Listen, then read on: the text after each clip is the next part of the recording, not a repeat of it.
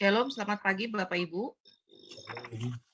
Selamat hari Minggu, selamat beribadah. Kita akan mulai ibadah kita pagi hari ini dan doa pembukaan khotum dilakukan oleh Ketua Umum Gembala Sidang CMC Ginosko. Silakan Pak Gunadi. Mari kita berdoa. Bapa di surga, Tuhan yang kami sembah di dalam nama Yesus Kristus, kami bersyukur Tuhan pada hari ini kami beribadah online supaya para pendengar, para pemirsa mendapat pencerahan hati rohani dengan sesuai kebenaran Alkitab.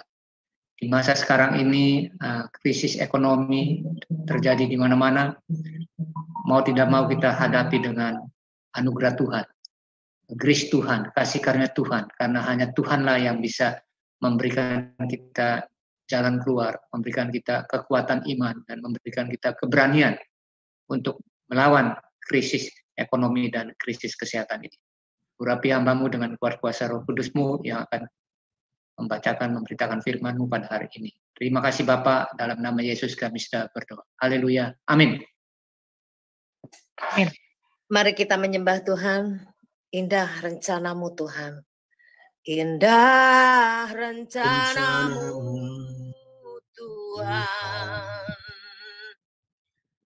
Di dalam hidupku, walau ku tak tahu dan ku tak mengerti semua jalan-Mu. Dulu ku tak tahu Tuhan, berat ku rasakan, hati menderita, dan ku tak berdaya menghadapi semua. Tapi ku mengerti sekarang, Kau tolong padaku. Kini ku mengerti dan ku kan merasa Kau tolong padaku. Kini ku mengerti sekarang, Kau tolong padaku. Kini ku melihat dan ku kan merasa indah rencana-Mu. Tapi ku mengerti sekarang, Kau tolong padaku. Kini ku melihat dan kan merasa indah rencana-Mu. Indah rencana-Mu.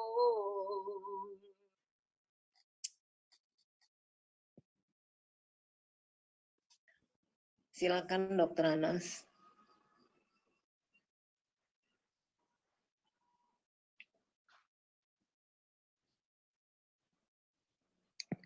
Aduh, di mute enggak?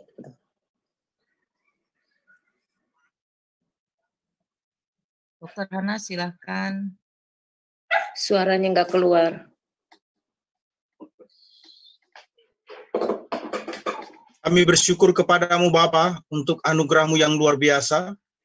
Terima kasih untuk kesempatan yang indah ini. Di bulan Agustus di minggu pertama ini, kami bisa kembali beribadah secara online. Kami berdoa biar semua teman-teman sahabat CMC maupun juga gereja-gereja lain di seluruh dunia yang melakukan ibadah online ataupun offline, Tuhan bersama dan tidak meninggalkan. Kami tahu Engkau ada dan mengasihi kami. Anugerah kemurahan-Mu begitu hebat, dahsyat, dan luar biasa. Terima kasih Tuhan, terima kasih. Kami berdoa biar kemurahan-Mu dinyatakan lewat pemberitaan firman Tuhan ini. Kami berdoa, biar Roh Kudus bekerja beracara berkarya, Tuhan menjamah menyentuh hati kami yang paling dalam. Tuhan berbicara secara khusus apa yang menjadi kehendak-Mu, apa yang menjadi rencana-Mu, apa yang menjadi keinginan-Mu bagi kami semua. Terima kasih Tuhan, terima kasih. Tuhan, kami datang dengan apa adanya. Dengan segala beban, dengan segala pergumulan, dengan segala tekanan-tekanan yang kami alami. Namun kami tahu ada anugerah Tuhan yang masih menjadi pengharapan, yang tidak pernah berubah, yang dapat dipercayai, yang menjadi kekuatan, yang menjadi tempat kami bergantung, tempat kami berpegang teguh, tempat kami selalu percaya Tuhan tidak pernah terlambat menolong kami. Itu sebabnya Tuhan kami datang beribadah hari ini. Dan ini waktunya Engkau berbicara bagi kami semua. Hamba-Mu yang sangat sederhana ini Tuhan, pakai dengan urapan-Mu, dengan kuasa-Mu. Terjemahkan firman-Mu dengan kuasa Roh Kudus-Mu, agar kami bisa memahami, mengerti dengan baik. Tuhan, jamah hati kami. Hari ini kami tidak hanya melakukan ibadah secara formalitas, tapi kami rindu sekali Tuhan.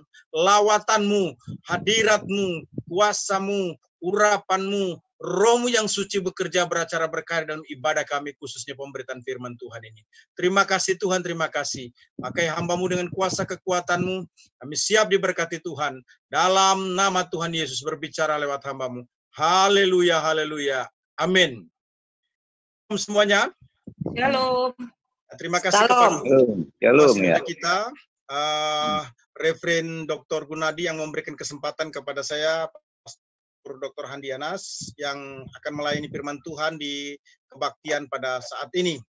Bapak Ibu yang dikasihi Tuhan Yesus Kristus, pandemik COVID-19 ini merupakan keadaan yang sulit dihadapi oleh manusia seluruh dunia. Dampaknya begitu terasa terhadap ekonomi, sosial, kerohanian, ataupun yang lainnya. Jadi dapat dikatakan pandemi COVID-19 ini menyentuh, menjamah semua lini kehidupan atau semua dimensi kehidupan. Tanpa terkecuali bukan hanya kita yang ada di Indonesia, tapi seluruh dunia mengalami pergumulan yang sama.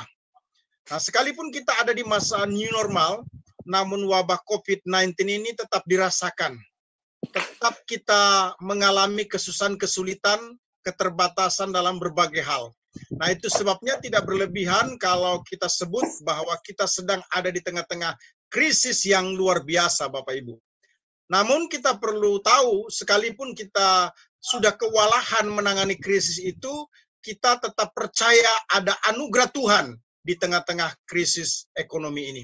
Nah, Bapak Ibu yang dikasihi Tuhan Yesus Kristus, hari ini teks firman Tuhan diambil dari 2 Raja-Raja 4 ayat 1 sampai dengan ayat yang ke-7, yang menjelaskan adanya seorang hamba Tuhan, istri hamba Tuhan yang sudah meninggal dunia, menjanda, mengalami krisis yang begitu dahsyat, begitu luar biasa, begitu hebat. Suami meninggal, hutang sangat banyak, dan anaknya nyaris dijadikan budak. Namun perhatikan baik-baik Bapak Ibu, bahwa janda ini mengalami anugerah Tuhan. Dia mengalami pertolongan Yahweh. Artinya di tengah-tengah krisis ekonomi itu, ada anugerah Tuhan, pertolongan Tuhan, kasih Tuhan, berkat Tuhan, mujizat Tuhan, yang membuat janda ini keluar dari krisisnya. Ini sesuatu yang sangat menarik sekali bagi kita untuk kita perhatikan, agar kita pun juga bisa melakukan hal yang sama di tengah-tengah krisis ekonomi ini. Kita melihat intervensi Allah, campur tangan Tuhan, kemurahan Tuhan, kebaikan Tuhan, mujizat Tuhan, kuasa Tuhan, terobosan yang Tuhan kerjakan di dalam hidup kita sebagai orang percaya. Mari kita lihat apa yang dikatakan firman Tuhan dalam 2 Raja-Raja 4 ayat 1 sampai dengan ayat yang ke-7. Saya akan membacakannya untuk kita semua dalam kesempatan ini. Salah seorang dari istri-istri para nabi mengadukan halnya kepada Elisa sambil berseru, "Hambamu suamiku sudah mati, dan engkau ini tahu bahwa hambamu itu takut akan Tuhan. Tetapi sekarang penagih hutang sudah datang untuk mengambil kedua orang anakku menjadi budaknya." Jawab Elisa kepadanya, "Apakah yang dapat kuperbuat bagimu? Beritahukanlah kepadaku apa-apa yang kau punya di rumah." Berkatalah perempuan itu, "Hambamu ini tidak punya sesuatu apapun di rumah kecuali sebuah buli-buli berisi minyak." Lalu berkatalah Elisa, Mintalah bejana-bejana dari luar, daripada segala tetanggamu. Bejana-bejana kosong tetapi jangan terlalu sedikit. Kemudian masuklah, tutuplah pintu sesudah engkau dan anak-anakmu masuk. Lalu tuanglah minyak itu ke dalam segala bejana. Mana yang penuh, angkatlah.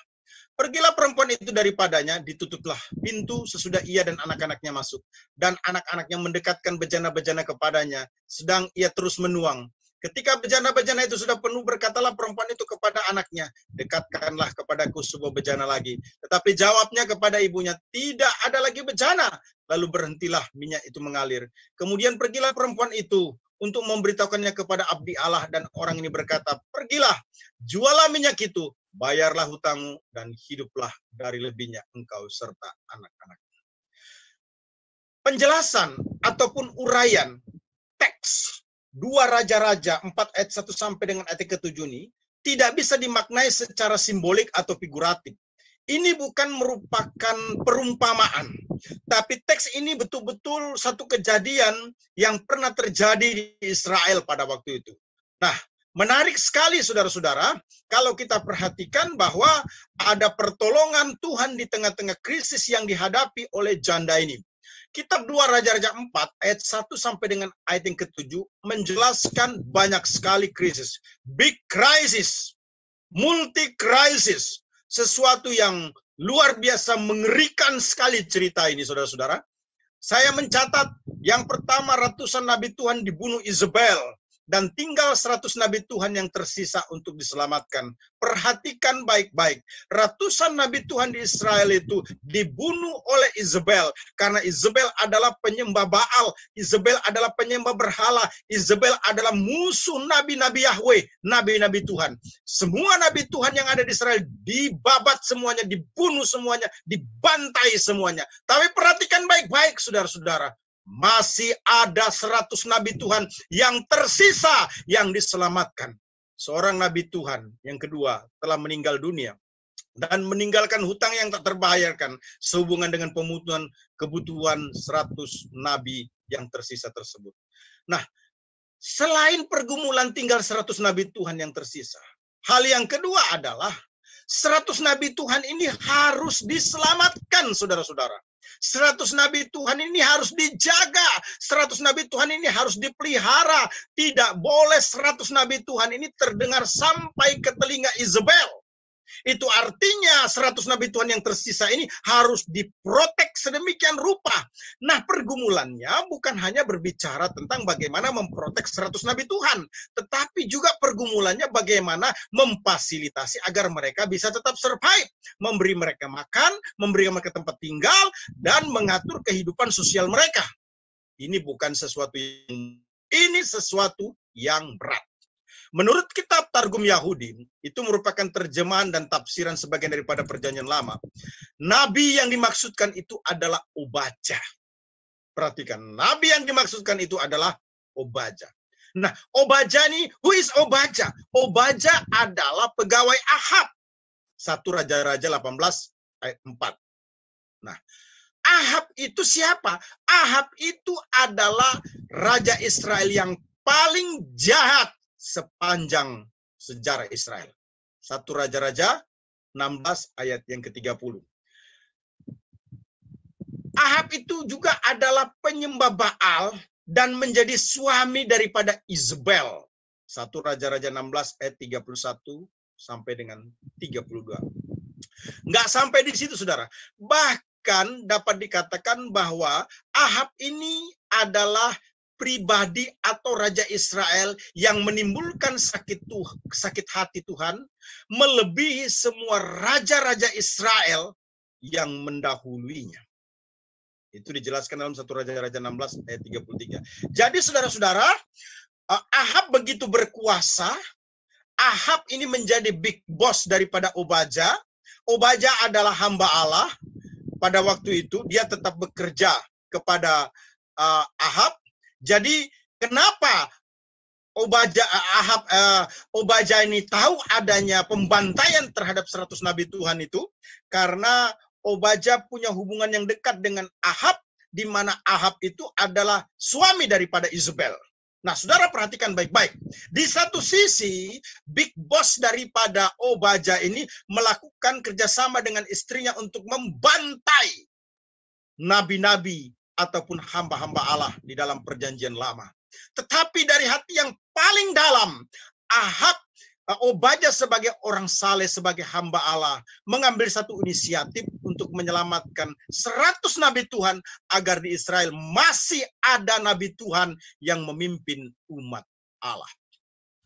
Itu krisis yang kedua. Krisis yang ketiga. Di tengah-tengah situasi duka, Alkitab berkata dalam 2 Raja-Raja 4 ayat 1 sampai dengan 7 itu, karena Obadja meninggal dunia, jadi praktis istrinya Obadja ini menjanda, dan karena Obadja meninggal menghidupi 100 nabi Tuhan ini dengan cara berhutang, maka otomatis hutang yang begitu banyak, hutang yang begitu luar biasa, hutang yang nggak bisa lagi dihitung secara rinci berapa besar untuk menghidupi 100 nabi Tuhan itu, maka konsekuensinya karena janda ini tidak bisa membayar, kedua putranya akan dijadikan budak. Masalah hutang telah menggiring janda pada pergumulan yang berat. Perhatikan baik-baik, bahwa janda ini bukan orang yang tidak beriman, janda ini adalah orang yang beriman. Bahkan janda ini punya suami dapat dikatakan pastor, pendeta, hamba Tuhan. Yang memberikan hidupnya, bahkan apa yang dia punya, yang lebih dahsyat lagi, dia mengambil keputusan demi untuk menyelamatkan 100 nabi Tuhan. Maka dia berhutang untuk memberikan kehidupan kepada 100 nabi Tuhan itu. Namun alhasil, yang didapatkan janda adalah penderitaan, kesusahan, krisis. Suaminya meninggal dunia, dan karena janda ini juga tidak punya apa-apa, tidak bisa bayar hutang, kedua putranya akan dijadikan budak. Wow. Pergumulan, krisis, tekanan, kesusahan, kesulitan, ternyata bukan hanya untuk orang yang tidak percaya. Tetapi orang percaya juga tidak kebal atas pergumulan atau krisis ini. Namun saudara-saudara, perhatikan baik-baik. Bagi kita yang percaya kepada Tuhan, ada anugerah di balik krisis ekonomi yang luar biasa ini. Perhatikan baik-baik. Apa yang harus kita lakukan ketika kita mengalami krisis ekonomi supaya anugerah, mujizat, kemurahan, berkat, pertolongan, kuasa, terobosan dari Allah dinyatakan dalam kehidupan kita sebagai orang percaya? Yang pertama adalah come to the right person. Come to the right person. Datang pada pribadi yang tepat. Ayat 1 sampai dengan ayat yang kedua. Berkata demikian, salah seorang dari istri-istri para nabi mengadukan halnya kepada Elisa sambil berseru, hambamu suamiku sudah mati. Dan engkau ini tahu bahwa hambamu itu takut akan Tuhan. Tetapi sekarang penagih hutang sudah datang untuk mengambil kedua orang anakku menjadi budaknya. Jawab Elisa kepadanya, apakah yang dapat kuperbuat bagimu? Beritahukanlah kepadaku apa-apa yang kau punya di rumah. Berkatalah perempuan itu, hambamu ini tidak punya sesuatu apapun di rumah, kecuali sebuah buli-buli berisi minyak. Bapak Ibu yang dikasihi Tuhan Yesus Kristus, bagi janda, kedua anaknya sesuatu banget. Bukan biasa-biasa, tapi sesuatu banget. Mengapa saya katakan demikian? Bagi janda, kedua anaknya adalah kebanggaan dan sukacita yang luar biasa. Sesuatu yang istimewa karena punya anak laki-laki yang dewasa, apalagi sekarang bisa membantu dan diharapkan untuk menopang kehidupan. Kedua anaknya itu dapat dikatakan menjadi tumpuan harapan atau masa depan yang dapat memenuhi kebutuhan hidup sehari-hari bagi janda ini. Kedua putranya itu juga menjadi tempat perteduhan, rasa aman, rasa nyaman.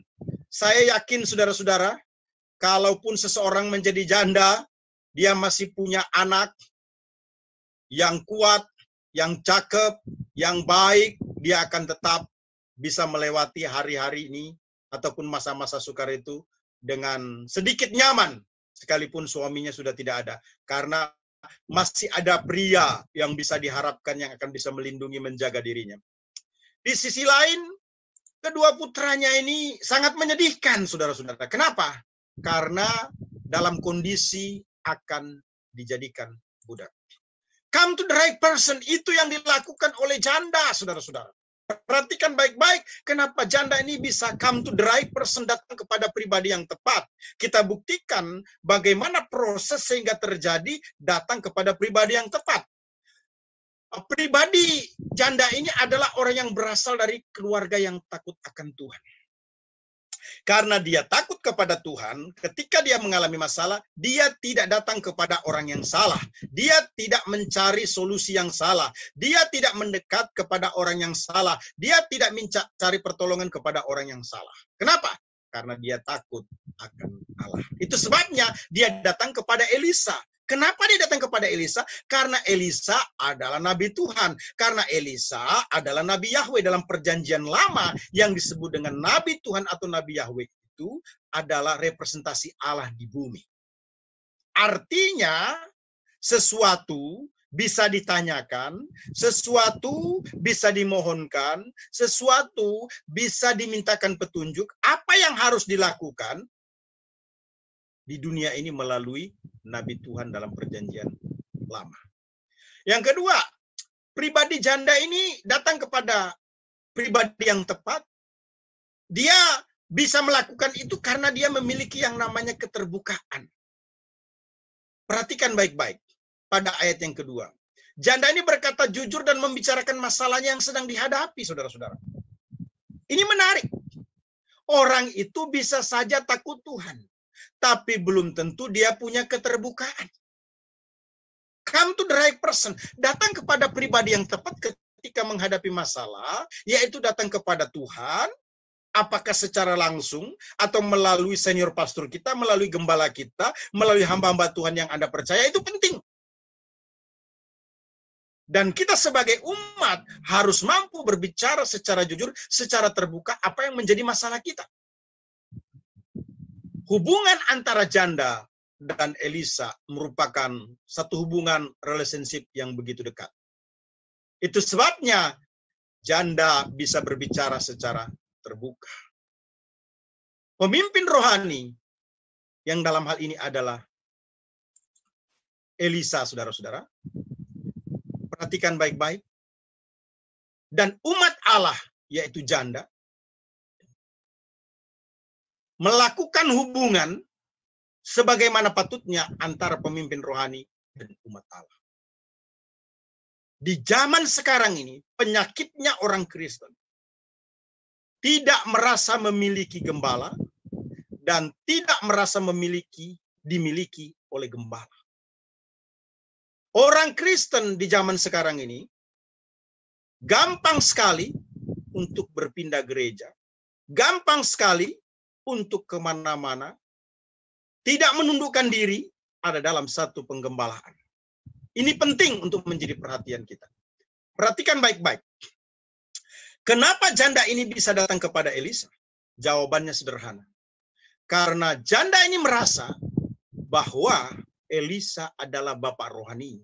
Elisa adalah gembalanya. Elisa adalah nabi yang Tuhan tempatkan di tengah-tengah kehidupannya. Itu sebabnya dia datang kepada Elisa. Kalau kita berkata kita jemaat, maka pelayanan pastoral itu harus jalan. Itulah pentingnya orang bergereja. Jemaat harus dekat dengan pemimpin rohani. Pemimpin rohani harus dekat dengan jemaat. Karena pelayanan pastoral harus berjalan. Tidak bisa kita menjadi anggota jemaat tidak merasa dimiliki oleh gembala.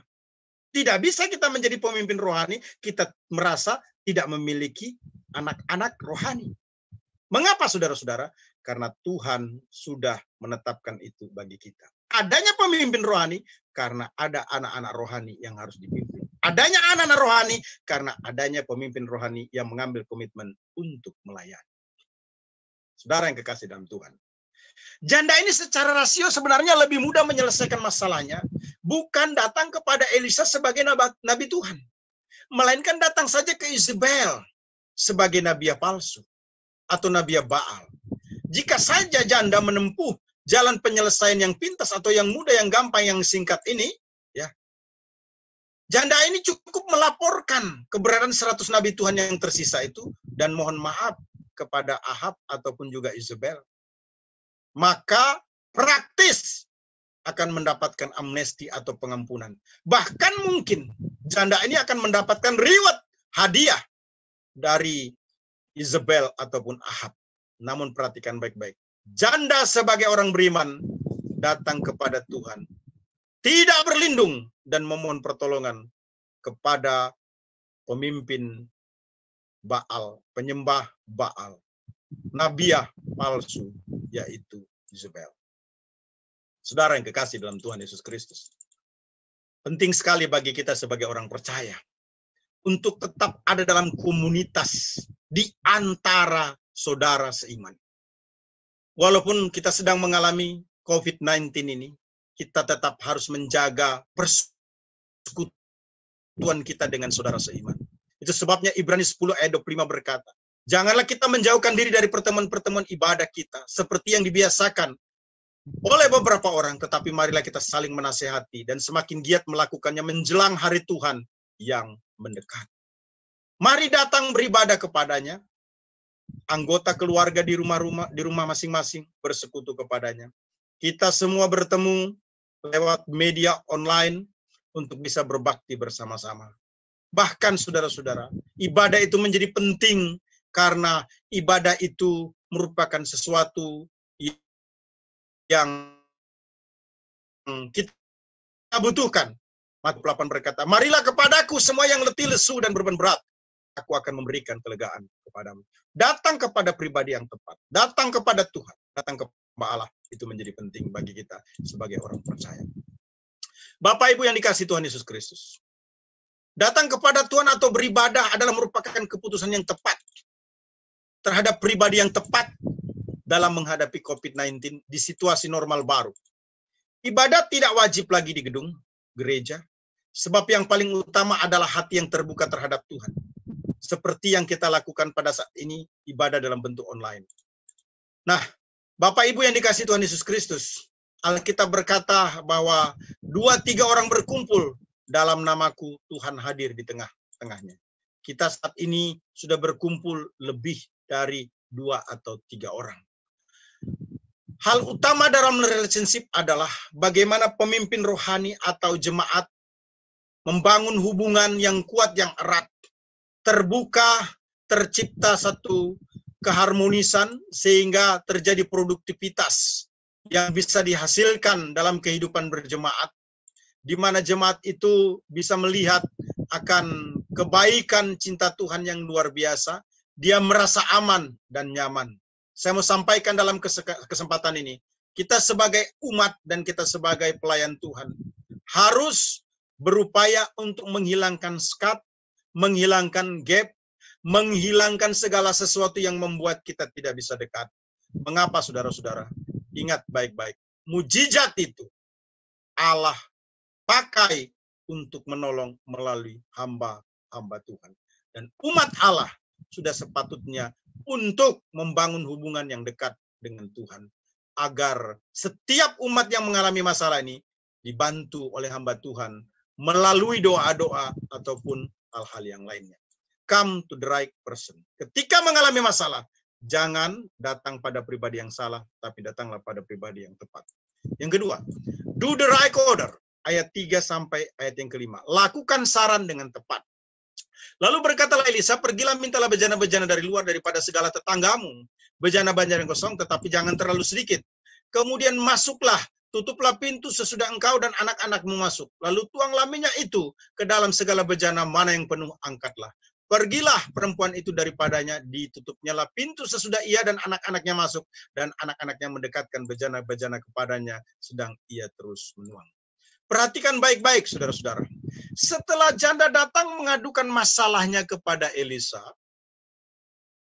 suatu keputusan ataupun langkah yang tepat Karena memang selayaknya jika ada jemaat yang mengalami masalah, dia harus membangun atau membuka komunikasi atau konseling dengan pemimpin. Selanjutnya hal yang dilakukan oleh Elisa, perhatikan baik-baik, bukan melakukan mujizat dan memberikan jalan keluar dalam waktu sekejap atau seketika. Tuhan tidak mengizinkan Elisa untuk melakukan mujizat secara otomatis, secara spektakuler untuk mempermudah janda Obaja keluar dari masalah yang sedang dihadapi. Walaupun itu sangat mungkin terjadi jika Tuhan berkenan. Elisa dipakai Allah untuk menuntun janda Obaja pada experiencing personal with God, berpengalaman pribadi dengan Allah. Hal ini menjadi penting sekali, saudara-saudara, bagi janda dan anak-anaknya untuk memiliki bangunan spiritual atau keberimanan yang utuh, yang kokoh di dalam Tuhan atau Yahweh. Saya ulangi kembali, bahwa ketika janda sudah datang kepada Elisa, maka janda menceritakan apa yang menjadi pergumulan atau masalahnya, tetapi janda tidak mengalami mujizat secara langsung. Elisa tidak berbuat sesuatu yang spektakuler. Sebenarnya terlalu gampang jika Tuhan mau menggunakan Elisa untuk melakukan mujizat. Saya berikan contoh. Cukup dedaunan saja dipegang oleh Elisa. Dengan kuasa kekuatan kedaulatan Tuhan, maka dedaunan itu bisa menjadi uang untuk bisa digunakan membayar semua utang janda ini. Tetapi hal itu tidak terjadi. Mengapa, saudara-saudara? Karena Tuhan ingin membawa satu pengalaman yang spektakuler di dalam kehidupan janda secara pribadi. Janda diperteguh secara langsung bahwa Tuhan atau Yahweh yang dilayani oleh suaminya atau almarhum adalah Tuhan Israel. Adalah Tuhan yang sejati. Tuhan yang berdaulat atas segala-galanya. Cara Allah menggiring janda dan kedua putranya untuk menguatkan keberimanan kepada Tuhan melalui saran Elisa begitu jelas pada ayat yang ketiga sampai dengan ayat yang kelima. Saya tahu kita sebagai hamba-hamba Tuhan, ketika jemaat datang kepada kita, saudara-saudara, dengan air mata, kemudian dia mengeluh, menyampaikan semua pergumulan permasalahannya, hati ini pengen sekali dalam waktu sekejap ingin menolong, tetapi kita tidak mampu untuk melakukannya. Nah, perhatikan baik-baik. Apa yang membuat janda ini mengalami anugerah, pertolongan, atau mujizat? Yang pertama dijelaskan, come to the right person. Datang kepada pribadi yang tepat. Yang kedua, do the right order. Melakukan saran dengan tepat. Apa saran Elisa? Yang pertama, living with hard work. Hidup dengan bekerja keras. Sekalipun janda dan kedua putranya, saudara-saudara, itu dirundung duka karena suaminya bernama Obaja meninggal. Dan semakin bertambah lagi karena debt collector atau penagih hutang datang untuk mengambil kedua putranya untuk dijadikan budak. Namun janda ini tidak boleh lemah atau menyerah, apalagi bunuh diri. Don't give up. Tidak boleh menyerah. But wake up. Tetapi bangun dan bangkit untuk menghadapi kenyataan. Karena ini adalah cara terbaik bagi janda. Saudara yang kekasih dalam Tuhan. Tidak hanya jemaat, tetapi juga kadang-kala hamba Tuhan. Ketika kita menghadapi masalah tekanan yang begitu luar biasa, kita menjadi lemah dan menjadi cengeng. Kita mohon perhatian ataupun belas kasihan orang lain. Itu bukan cara yang paling tepat dalam menghadapi masalah. Do the right order. Lakukan saran dengan tepat adalah bekerja keras. Masalah yang bertubi-tubi dihadapi oleh janda ini. Suaminya meninggal dunia. Sorry to say, mungkin kuburannya masih basah. Sampai di rumah, ini janda masih dalam kondisi berduka. Menangis yang begitu sangat. Dan kedua putranya juga ada dalam kondisi yang berat. Karena ayahnya baru meninggal dunia, saudara. Mungkin juga orang-orang yang ada di rumah pada waktu itu lagi ngelayat, belum pulang semua. Tetapi debt collector atau penagih hutang datang pada waktu itu dan menagih hutang. Kalau tidak bisa membayar, maka kedua putranya akan dijadikan budak. itu permasalahan yang sangat serius. Hard work, kerja keras merupakan hal yang penting ketika orang ingin keluar dari masalahnya. Kerja keras yang dimaksudkan di sini ditunjukkan dengan cara bagaimana Obaja memberikan saran agar janda ini minta bejana-bejana kosong, tetapi jangan terlalu sedikit. Itu jelas sekali pada ayat yang ketiga. Saudara, itu bukan pekerjaan yang mudah, karena pasti akan timbul berbagai penilaian dari orang lain, khususnya tetangga-tetangga. Banyak orang akan merendahkan janda karena suaminya punya banyak sekali hutang. Dan akibatnya kedua anaknya dijadikan budak. Dengan demikian respon yang negatif akan semakin dirasakan janda di tengah-tengah upaya meminjam bejana-bejana yang jumlahnya banyak. Janda dan kedua putranya ini mungkin saja menurut saya, saudara, sudah mati rasa. Membuang semua rasa malu dan gengsi dan lelah demi ketaatan menjalankan saran Obaja yang dianggap sebagai wakil Tuhan pada waktu tersebut. Saudara yang kekasih dalam Tuhan, janda dan kedua putranya harus bekerja keras di tengah-tengah tekanan, di tengah-tengah kesusahan, di tengah-tengah duka. Mereka saling menguatkan, saling pengertian, sekalipun ada dalam kesedihan yang mendalam. Do the right order. Lakukan saran dengan tepat adalah bekerja keras. Bukan hanya bekerja keras, tetapi living by faith. Hidup dengan iman. Mengapa saya katakan demikian? Saran Elisa tidak hanya bekerja keras, saudara. Itu tidak cukup. Sebab semua usaha tidak akan berhasil ya tanpa kuasa Tuhan, saudara-saudara. Tanpa anugerah Tuhan yang memberkati. Penulis kitab Amsal menyatakan dalam pasal 10 ayat 4, tangan yang lambat membuat miskin, tetapi tangan yang rajin menjadikan kaya. Pasal 10 ayat 22 menguatkan berkat Tuhanlah susah payah tidak akan menambahinya. Jadi saudara-saudara, bekerja keras itu harus, tetapi beriman tidak kalah penting. Itu sebabnya ada statement yang menyatakan orait labora, bekerja sambil berdoa. Kerja keras dan beriman itu pasti menghasilkan mujizat anugerah di mana Tuhan akan memberkati kita sebagai orang percaya. Mengapa saya katakan butuh iman? Janda butuh iman yang bulat bersama dengan kedua putranya, saudara-saudara. Karena jika kita membandingkan antara buli-buli dengan bejana sangat tidak sebanding. Dijelaskan di dalam Alkitab bahwa yang dimiliki janda adalah sebuah buli-buli yang berisi beberapa tetes minyak. Sedangkan yang diperintahkan oleh Elisa minta bejana-bejana bukan hanya satu dalam jumlah yang cukup banyak. Buli-buli itu sangat kecil, saudara. Diangkat cukup dengan satu lengan karena ringan. Sedangkan bejana itu sangat besar. Bisa diangkat dengan kerjasama beberapa orang. Itu sebabnya janda minta agar mereka bertiga pergi ke tetangga bersama-sama. Jangan sendiri-sendiri untuk minta bejana-bejana kepada tetangga dalam jumlah yang cukup banyak. Jadi jelaslah, buli-buli atau pot yang kecil ini, yang jumlahnya cuma tunggal, yang hanya berisi beberapa tetes minyak, ketika dituang bisa memenuhi bejana yang besar dalam jumlah yang banyak, terjadi karena dilakukan iman kepada Tuhan atau Yahweh. Janda dan kedua anaknya hanya bisa masuk ke dalam rumah, menutup pintu Bapak Ibu, menata bejana-bejana, kemudian menuang minyak dari sebuah buli-buli, bisa dilakukan karena iman. Iman terkadang melawan atau menentang rasio. Karena iman sifatnya supernatural, bukan natural. Dalam pandemi COVID-19 ini, saudara-saudara, kita tidak hanya hard work, kerja keras, tetapi kita juga perlu beriman.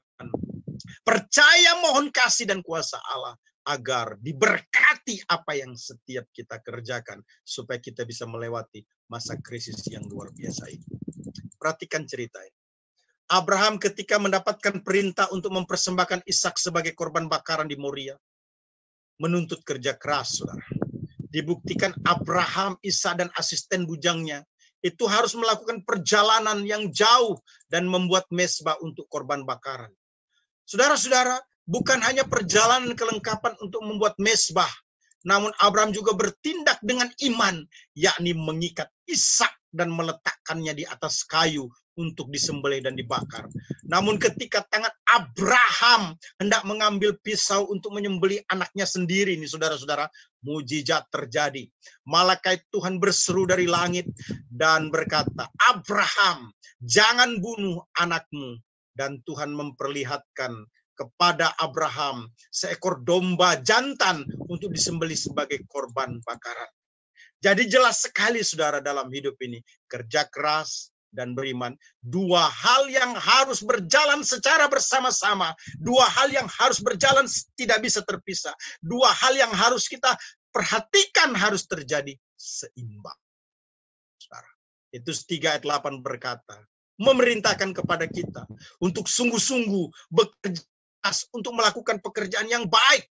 Kita bekerja keras untuk berbuat sesuatu, dilakukan dengan segenap hati, seperti untuk Tuhan, bukan seperti untuk manusia. Bahkan Kolose juga menyatakan hal yang sama. Kita pasti diberkati karena Tuhan akan menolong kita. Kita percaya Tuhan akan menolong dan memberkati kita. Yeremia 17 ayat 7. Diberkatilah orang yang percaya kepada Tuhan dan yang menaruh harapannya kepada Tuhan. Di masa pandemik COVID-19 ini, saudara-saudara, kita harus mengambil keputusan, melakukan pekerjaan ekstra, bahkan mungkin pekerjaan yang lebih berat. Kita harus rela untuk melakukan itu. Jika kita melakukannya dengan mengandalkan Tuhan, maka pasti diberkati. Jangan pernah gengsi atau malu melakukan pekerjaan apapun di masa pandemik ini. Yang penting halal, sebab Tuhan bersama kita dan akan membuat kita menjadi sukses. Saudara yang kekasih dalam Tuhan, perhatikan baik-baik bahwa krisis ekonomi bisa kita hadapi dengan anugerah Tuhan. Dimulai dengan come to the right person, datang pada pribadi yang tepat. Kedua, do the right order, melakukan saran dengan tepat. Yang ketiga, use the right blessing. Sebagai bagian yang terakhir, ayat 6 sampai dengan ayat yang ke-7. Menggunakan berkat Allah dengan tepat. Ayat 6 sampai ayat 7 berkata, ketika bejana-bejana itu sudah penuh, berkatalah perempuan itu kepada anak, berikanlah kepadaku sebuah bejana lagi, tetapi jawabnya kepada ibunya, tidak ada lagi bejana. Lalu berhentilah minyak itu mengalir. Kemudian pergilah perempuan itu memberitahukannya kepada abdi Allah. Dan orang ini berkata, pergilah, jualah minyak itu, bayarlah hutangmu, dan hiduplah dari lebihnya engkau serta anak-anakmu. Use the right blessing. Menggunakan berkat Allah adalah hal yang sangat penting dalam kehidupan kita sebagai orang percaya. Janda dan kedua putranya setelah berhasil melakukan saran Elisa dengan tepat, bekerja keras dan beriman, mereka telah meminjam bejana-bejana kepada tetangga, kemudian menyimpannya di rumah dan mengisinya dengan minyak. Mujizat pun mulai terjadi secara terus-menerus, sampai seluruh bejana penuh berisi minyak, hingga akhirnya minyak dalam sebuah buli-buli berhenti mengeluarkan minyak, saudara-saudara. Suatu anugerah atau mujizat terjadi sesuai dengan takaran, sesuai dengan persediaan yang disediakan oleh janda.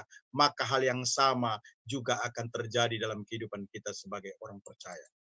Setelah mujizat terjadi, saudara-saudara, secara manusiawi Elisa tidak dibutuhkan lagi. Forget it dengan Elisa. Kenapa? Karena semua bejana sudah terisi dengan minyak. Tetapi perhatikan baik-baik, saudara-saudara. Janda tidak melakukan hal tersebut, tetapi sebaliknya, janda tetap terkoneksi dengan Elisa. Bahkan janda mohon petunjuk selanjutnya apa yang harus dilakukan. Nah, sebagai umat Allah di masa pandemik ini, saudara-saudara, ketika Anda diberkati Tuhan, ketika Anda melihat pertolongan Tuhan, ketika anugerah Allah datang pada Anda, maka Anda harus tetap terkoneksi dengan pemimpin ataupun gembala di mana Anda berjemaat. Ini menjadi penting. Perhatikan baik-baik. Elisa dan janda dan Elisa tetap terkoneksi dalam hubungan yang harmonis secara rohani. Pemimpin rohani adalah pelayan Tuhan yang ditempatkan di tengah-tengah kita agar kita selalu terkoneksi dengan Dia di dalam kekuatan Tuhan. Pemimpin rohani adalah gembala yang Tuhan tempatkan untuk mengawasi, melayani, dan menggembalakan kita secara rohani. Elisa memberikan saran kembali kepada janda bagaimana menggunakan berkat Allah dengan tepat. Menarik sekali kalau Anda perhatikan. Elisa berkata demikian, jualah minyak itu, bayarlah hutangmu, dan hiduplah dari lebihnya. Itu satu keputusan yang bijaksana untuk keluar dari krisis ekonomi. Hal ini menunjukkan mujizat Tuhan mengajarkan kepada kita untuk menjadi pribadi yang bertanggung jawab dalam mengelola berkat Tuhan, baik berupa uang ataupun kekayaan lainnya. Saudara yang kekasih dalam Tuhan, perhatikan cerita ini. Tuhan Yesus Kristus dalam Matius 14 ayat yang ke-17, ayat 20 sampai 21, memerintahkan untuk mengumpulkan sisa makanan 12 bakul dari mujizat 5 roti dan 2 ikan untuk minimal 5.000 laki-laki. Tidak terhitung perempuan maupun anak-anak. Pertanyaannya, kenapa ini Yesus harus memerintahkan mengumpulkan sisa makanan dan terkumpul 12 bakul? Karena Yesus ingin mengajarkan untuk menghargai, menggunakan berkat Allah dengan tepat. Bapak Ibu yang dikasih Tuhan Yesus Kristus, ketika kita diberkati atau mengalami banyak anugerah mujizat, maka harus kita perhatikan bagaimana pengelolaan keuangan yang baik. Cara mengelola keuangan yang baik, yang pertama, kembalikan persepuluhan. Malaikat 3 ayat 10 berkata, bawalah seluruh persembahan persepuluhan itu ke dalam rumah perbendaharaan, supaya ada persediaan makanan di rumahku dan ujilah aku. Firman Tuhan semesta alam, apakah aku tidak membukakan bagimu tingkap-tingkap langit dan mencurahkan berkat kepadamu sampai berkelimpahan? Mengembalikan persepuluhan menunjukkan kita taat pada sumber atau pemberi berkat. Dengan demikian, kita semakin diberkati. Semua penyebab penghalang berkat Tuhan itu akan disingkirkan oleh Tuhan. Selain mengembalikan persepuluhan, hal yang lain adalah menabur finansial di ladang Tuhan. Karena 2 Korintus 9 ayat 6 sampai dengan ayat yang ke-8 berkata, camkanlah ini, orang yang menabur sedikit akan menuai sedikit juga, dan orang yang menabur banyak akan menuai banyak juga. Hendaklah masing-masing memberikan menurut kerelaan hatinya, jangan dengan sedih hati atau karena paksaan. Sebab Allah mengasihi orang yang memberi dengan sukacita, dan Allah sanggup melimpahkan segala kasih karunia-Nya kepada kamu, supaya kamu senantiasa berkecukupan dalam segala sesuatu, bahkan berkelebihan berbagai kebajikan. Bukan hanya tithing perpuluhan, saudara, tapi menabur, memberi yang terbaik di ladang Tuhan, dalam pekerjaan Tuhan, mendukung proyek amanat agung, mensupport hamba-hamba Tuhan dalam pelayanan, itu harus dilakukan sebagai pengabdian ataupun juga dedikasi kita kepada Tuhan, dilakukan dengan sukacita, karena Alkitab berkata, dengan memperhatikan pelayanan atau pekerjaan Tuhan ini, kita diberkati berkelimpahan alias luber. Yang tidak kalah penting untuk diperhatikan juga, ketika kita menggunakan berkat Tuhan dengan tepat, selain memberi persepuluhan, menabur di ladang Tuhan, gunakan berkat Tuhan dengan skala prioritas. Matius 6 ayat 25 bagian B berkata, bukankah hidup lebih penting daripada makanan, dan tubuh itu lebih penting daripada pakaian? Hidup dengan skala prioritas diajarkan oleh Yesus bahwa hidup lebih penting daripada makanan. Artinya hidup sehat jauh lebih utama daripada makanan yang mahal. Tubuh lebih penting daripada pakaian. Artinya tubuh jauh lebih penting sehat dibandingkan sejumlah pakaian yang mahal.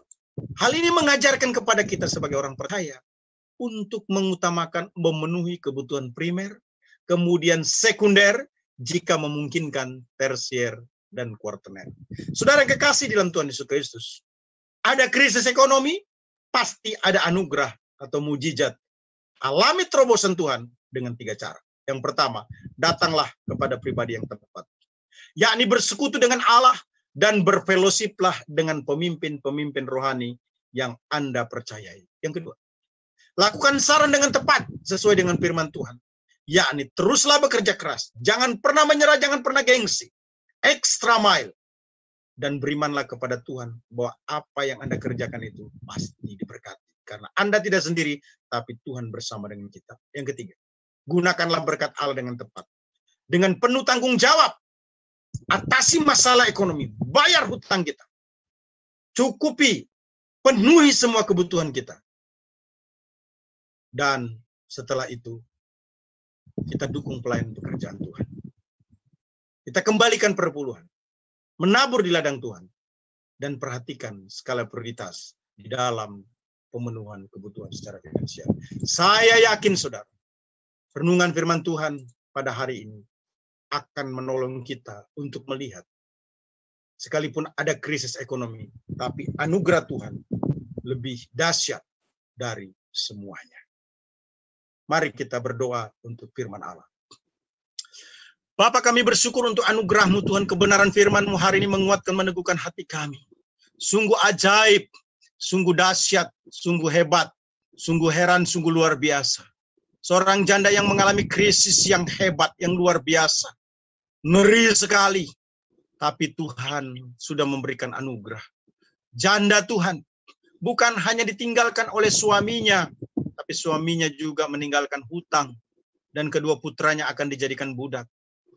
Di mana kedua budak ini akan sungguh-sungguh diserahkan kepada orang yang mengambilnya jika tidak mampu membayar hutang. Tetapi kami melihat pertolongan-Mu yang luar biasa sebagai orang yang beriman kepada Tuhan Yahweh, kepada Yesus Kristus, kepada Allah Israel. Kami juga hari ini akan melihat pertolongan-Mu, kuasa kasih-Mu, mujizat-Mu, anugerah-Mu dalam menghadapi krisis ini. Tuhan tolong agar hati kami selalu datang kepadamu, selalu merindukan dan menantikan-Mu, selalu mendekat, selalu ingin bersekutu, membaca, merenungkan firman-Mu. Tuhan, kami berhenti bertobat, membangun hubungan komunikasi, ataupun juga relationship yang dekat dengan orang yang tidak percaya. Biarkan Tuhan kami membangun hubungan, memprotek diri kami Tuhan, untuk selalu ada di sekitar pusaran orang-orang percaya, orang-orang yang takut akan Allah, hamba-hamba Tuhan. Tuhan tolong agar kami punya respek yang tinggi, hormat yang tinggi, trust yang tinggi, membuka hati, membangun komunikasi atau hubungan yang intim dengan gembala kami, dengan pemimpin rohani, dengan orang-orang yang bisa kami percayai. Kami bisa berbicara Tuhan, kami tidak menyimpan sendiri, tetapi kami bisa mengungkapkan akan apa masalah yang sedang kami hadapi. Supaya Tuhan kami mendapatkan saran yang tepat, jalan keluar yang tepat Tuhan. Oh Allah kami yang penuh kasih, Tuhan kami tahu tidak mudah. Mungkin kami sudah banyak berdoa, berpuasa, ataupun melakukan hal-hal yang lain, tapi mujizat-Mu belum terjadi sampai hari ini. Seperti janda Tuhan harus melewati perjalanan yang panjang. Hari ini kami berdoa agar kami tidak berhenti, tidak menjadi lemah. Kami Tuhan bangun dari kelemahan kami, dari tangisan kami Tuhan, dari kesesakan kami, dari tekanan penderitaan kami. Kami kerja keras Tuhan, lebih lagi extra mile Tuhan, tidak sayang diri, tidak malas Tuhan. Juga Tuhan tidak gengsi untuk melakukan sesuatu, karena kami tahu di pandemik 19 ini semua orang mengalami masalah yang sama, yaitu krisis ekonomi. Tuhan kami berdoa, mohon anugerah, mohon cinta-Mu, mohon kasih-Mu. Berkatilah apa yang kami sentuh dengan tangan kami Tuhan. Berkatilah kaki kami melangkah Tuhan kemanapun juga. Berkatilah mata kami, telinga kami, pikiran kami Tuhan. Apapun yang kami kerjakan, dikuduskan, diurapi, diberkati Tuhan. Kami tahu Tuhan banyak orang memiliki pergumulan yang sama, berjuang dengan kondisi yang sama Tuhan untuk menghadapi krisis ekonomi ini. Itu sebabnya kami mau berkata kepadamu, tolong kami Bapa, tolong kami Tuhan, kami tidak mampu lagi, tapi kami tahu Engkau mengasihi, mencintai kami. Pilot bangkrut, kami tolak tengking, patahkan, hancurkan dengan kekuatan kuasa Allah, karena kami tahu Tuhan hebat, dahsyat, dan luar biasa atas kami. Tuhan kami berdoa, kami tahu Tuhan kami bisa hidup hari ini karena anugerah-Mu yang luar biasa. Tuhan, kami bersyukur untuk semua apa yang ada Tuhan. Keluarga yang sehat, anak istri suami yang rukun, rumah, kendaraan dengan segala fasilitas investasi ataupun aset-aset lainnya. Kami tahu kami dapat itu karena anugerah kasih sayang dan berkat Tuhan. Tuhan kami berdoa, berdoa agar kami tidak pernah lupa kepada sumber yang menjadi berkat bagi kami, yaitu Allah sendiri. Kami mengembalikan apa yang menjadi hak-Mu, Tuhan. Tidak menyimpannya karena kami tahu itu adalah milik-Mu. Tuhan, kami tidak ego karena kedatangan-Mu sudah semakin dekat, ya Allah. Kami berdoa agar ada orang-orang yang terbuka hatinya untuk Injil Yesus Kristus. Kami berdoa dan ingin mendukung pelayanan itu secara finansial, Tuhan. Kami minta gerakan hati kami, Tuhan. Beri kemauan, semangat, beri kerelaan untuk mendukung dengan sukacita pelayanan pekerjaan-Mu. Tuhan, di masa pandemik ini kami ingin menggunakan berkat-Mu, Tuhan. Tidak menjadi manusia yang lupa diri, tapi kami mengerti prioritas-prioritas yang harus kami penuhi di dalam kehidupan kami, Tuhan. Kami berdoa dalam nama Yesus, Tuhan, agar yang primer menjadi hal yang utama, kemudian sekunder, tersier, dan kuarterner. Dalam kesempatan ini kami juga berdoa, berkati Tuhan, Ketua Sinode kami, Tuhan, Bapak Refren Dr. Gunadi, Tuhan, anak-anaknya, Tuhan, istrinya, semua keluarganya tanpa terkecuali dalam kasih sayang, kemurahan, cinta, Tuhan. Beri kesehatan kepadanya, Tuhan. Beri damai, sukacita, ketenangan. Berkati bisnisnya. Tuhan, hatinya yang melekat berpaut kepadamu, Tuhan, untuk mengembangkan kerajaan-Mu, untuk menyebarkan Injil-Mu, Tuhan, baik melalui media, elektronik, ataupun juga Tuhan ingin mendukung finansial untuk hamba-hamba-Mu di mana-mana, Tuhan, untuk melebarkan kerajaan-Mu, membangun pelayanan, Tuhan, church planting, Tuhan, dan melakukan banyak aktivitas lainnya, menjangkau jiwa-jiwa bagi Kristus. Tuhan, tolong berkati. Biarlah mujizat mulai terjadi, terkoneksi dengan orang-orang yang punya hati mendukung, baik secara finansial maupun juga secara spiritual.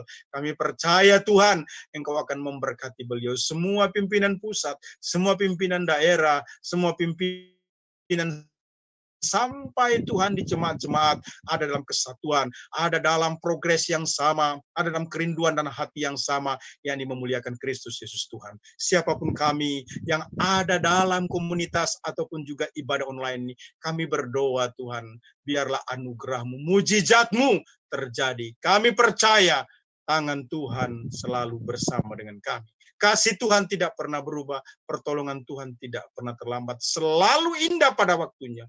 Biarkan hati kami tetap melekat berpaut, mengharapkan pertolongan-Mu yang hebat itu. Dalam nama Yesus kami berdoa, materaikan sabda-Mu. Amin. Ya, mungkin mau nyanyi satu lagu dulu, baru perjamuan kudus. Silakan Ibu. Kau Allah yang besar, ajaib dan mulia. Kau Yesus yang selalu membuatku terpesona.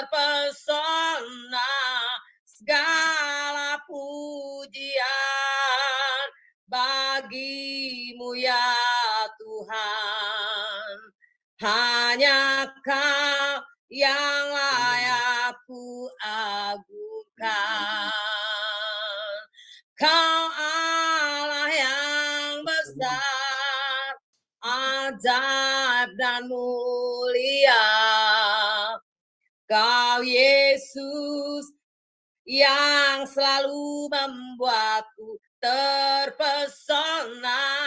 Segala pujian bagi-Mu ya Tuhan. Hanya Kau yang layak ku agungkan. Hanya Kau yang layak ku agungkan. Bapak Ibu yang dikasihi Tuhan Yesus, kita akan melakukan perjamuan kudus bersama-sama via online ini. Kita persiapkan media berupa roti dan anggur, atau yang hampir sama dengan itu jika Bapak Ibu tidak memiliki roti dan anggur di rumah, mungkin bisa diganti sesuatu yang hampir sama ataupun menyerupai. Saya akan memimpin doa untuk perjamuan kudus ini. Bapa, di dalam nama Yesus kami tahu bahwa ketika kami melakukan perjamuan kudus, kami melakukan apa yang Kau perintahkan. Sebab ini bukanlah perintah manusia, melainkan sakramen ini datangnya daripada-Mu sendiri. Engkau memerintahkannya untuk kami melakukannya sampai kedatangan-Mu. Tuhan, kami berdoa, kuduskan hamba-Mu yang memimpin perjamuan kudus ini, bahkan kami semua dilayakkan oleh Tuhan, supaya apa yang kami kerjakan berkenan, dan berkat-berkat baik kekayaan di surga maupun di bumi diberkati, diberikan kepada kami. Terpuji nama-Mu Tuhan. Kami siap melakukan perjamuan kudus ini di dalam nama Yesus Kristus. Haleluya. Amin. Bapak Ibu yang dikasihi Tuhan Yesus Kristus, mari kita mengangkat roti kita setinggi kepala atau hosti kita. Saya akan membacakan firman Tuhan yang terdapat di dalam 1 Korintus 11 ayat yang ke-23 sampai dengan ayat yang ke-26. Firman Tuhan berkata demikian. Sebab apa yang telah kuteruskan kepadamu telah aku terima dari Tuhan, yaitu bahwa Tuhan Yesus pada malam waktu ia diserahkan mengambil roti, dan sesudah itu ia mengucapkan syukur atasnya, ia memecah-mecahkannya dan berkata, inilah tubuhku yang diserahkan bagi kamu, perbuatlah ini menjadi peringatan akan aku. Kita percaya bersama-sama bahwa tubuh ini, sebagaimana Kristus berkata ini, roti ini merupakan lambang daripada tubuh Yesus Kristus. Kita meyakini, kita mengimani bahwa apa yang kita kerjakan berkenan di hadapan Allah, bahwa Kristus telah mati di atas kayu salib untuk menebus dosa kita tanpa terkecuali, dan melalui apa yang kita kerjakan ini, kita dikuatkan, diteguhkan kembali, ada pengampunan dosa yang luar biasa. Ingat baik-baik, semua dosa kesalahan sudah diselesaikan Kristus di atas kayu salib. Dia mengalami penderitaan, tekanan yang begitu rupa yang semestinya kita hadapi. Dengan iman, mari kita makan bersama. Inilah tubuh Yesus Kristus.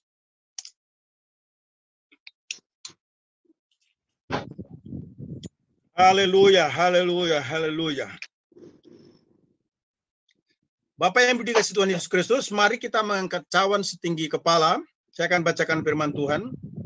Sesudah demikian juga ia mengambil cawan, sesudah makan lalu berkata, cawan ini adalah perjanjian baru yang dimateraikan oleh darahku. Perbuatlah ini setiap kali kamu meminumnya, menjadi peringatan akan aku. Sebab setiap kali kamu makan roti dan minum cawan ini, kamu memberitakan kematian Tuhan sampai ia datang. Kita percaya, saudara, bahwa darah Kristus menyucikan kita. Darah Kristus membungkus kita. Darah Kristus menghancurkan semua pekerjaan iblis, setan, roh jahat. Darah Kristus membuat kita terprotek dari malapetaka, bencana, maut, kecelakaan. Darah Kristus membuat kita terlindungi dari segala kehancuran finansial, dari segala kehancuran rumah tangga, dari segala hal yang buruk ataupun negatif.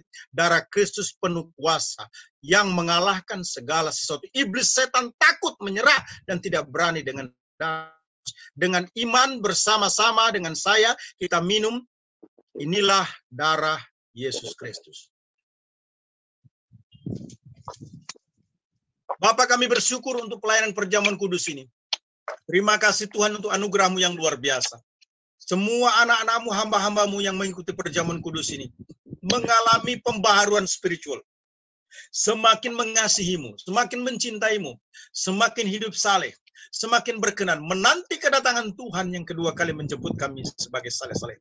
Kami tahu Tuhan, masa depan dunia ini Tuhan tidak jelas, tapi kami tahu bersama dengan Tuhan kami selalu penuh damai, sukacita, ketenangan, bahkan kami akan hidup selama-lamanya. Berkati Tuhan ibadah Super Sunday Service kami ini Tuhan di CMC Ginosco, dan kami berdoa untuk semua anak-anak-Mu yang beribadah dimanapun juga tanpa terkecuali dalam kasih sayang keberkatan Tuhan. Kami berdoa next week kami akan ibadah bersama-sama lagi dalam pimpinan kemurahan dan kasih sayang Tuhan. Terpuji nama-Mu Bapa. Apapun yang menjadi kepentingan kebutuhan kami, betapa kami terus bergantung berserah. Tuhan tolong kami. Minta protek dengan darah-Mu Tuhan agar kami tidak terjamah tersentuh oleh COVID-19. Tuhan, kami berjaga-jaga dan diberkati kami Tuhan. Keluarga kami aman, bisnis kami aman, kesehatan kami aman, pelayan kami aman. Semuanya dalam kasih sayang Tuhan. Karena Tuhan Allah bekerja berkaya bagi kami. Yang sakit sembuh, yang lemah dikuatkan. Yang dosa diampuni, yang terikat dibebaskan. Apapun yang menjadi kebutuhan kepentingan kami, Tuhan Allah menyediakan, mengadakan dengan cara yang ajaib. Terpuji nama-Mu Bapa. Syukur yang tak terhingga. Dalam nama Yesus kami berdoa. Haleluya. Haleluya. Amin. Saya serahkan selanjutnya kepada worship leader ataupun juga host. Ya, puji Tuhan. Terima kasih Bapak Hanas atas pelayanannya. Terima kasih juga Bapak Ibu yang sudah hadir pagi hari ini. Dan setiap minggu kita akan adakan ibadah. Kemudian kita akan live streaming di YouTube supaya lebih banyak orang yang mungkin tidak bisa ikut Zoom tapi bisa melihat di YouTube. Supaya firman Tuhan diberitakan dan membebaskan, melepaskan, memberkati semua banyak orang. Terima kasih. Mungkin pengumuman begitu. Silakan Bapak Ibu nanti boleh ikuti, subscribe, like, komen di link YouTube ini. Ya, ibadah kita selesai hari ini. Mari kita baca doa berkat dulu. Ya, silakan. Kita angkat kedua tangan kita. Tuhan menyinarimu dengan wajahnya dan akan memberimu kedamaian. Tuhan menghadapkan wajahnya kepadamu dan memberimu kedamaian. Jika engkau baik-baik mendengarkan suara Tuhan Allahmu dan melakukan dengan setia segala perintahnya yang kusampaikan kepadamu pada hari ini, maka Tuhan Allahmu akan mengangkat di atas segala bangsa di bumi ini. Segala berkat ini akan datang kepadamu dan menjadi bagianmu jika engkau mendengarkan suara Tuhan Allahmu. Diberkatilah engkau di kota dan diberkatilah engkau di ladang, diberkatilah buah kandunganmu, hasil bumimu dan hasil ternakmu, yakni anak lembu segala kandunganmu, dan diberkatilah engkau sewaktu keluar. Tuhan akan membiarkan musuhmu yang maju berperang melawan engkau terpukul kalah dengan olehmu. Bersatu jalan mereka akan menyerang engkau, tetapi bertujuh jalan engkau akan dilindungi oleh Tuhanmu dan akan memberitakan berkat ke atasmu dalam lumbungmu dan dalam segala usahamu. Ia akan memberkati engkau di negeri yang diberikan kepadamu oleh Tuhan Allah.